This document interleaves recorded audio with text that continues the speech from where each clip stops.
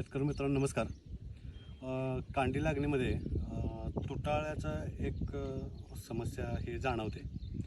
तर तुटाळ्यामध्ये बऱ्यापैकी जर आपण कांडी लागण केली असेल आणि तुटाळ्यासाठी पुन्हा आपण रोप वगैरे मागवतो, परंतु माझं एक मत असं पडतं की एक समान वयाचं रोप वगैरे आपल्याला मिळत नाही आहे.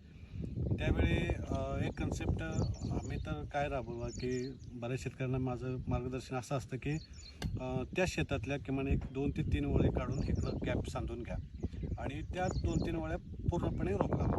आता कांडी लागणीमध्ये तुम्हाला दाखवतो.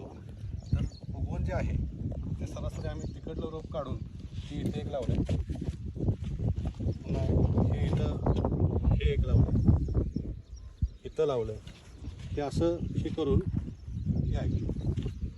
तर ह्या 4 ज्या ओळी आहेत ह्या 4 ओळींच्या पूर्णपणे रोप हे काढून तिकडल्या प्लॉटमध्ये आपण ते सांधलेले आहेत.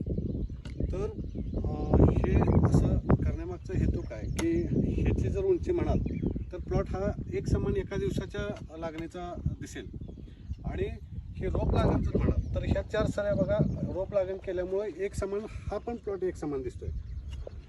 म्हणजे ह्याचं ह्यातनं काय हे होणार आहे की हा प्लॉट एकसारखा कांडी लागण तर कांडी लागणीचा एकसारखा येणार आहे आणि रोप लागणीच्या भले 4 सऱ्या असो 2 सऱ्या असो त्या एक तर एक समान येणार आहेत.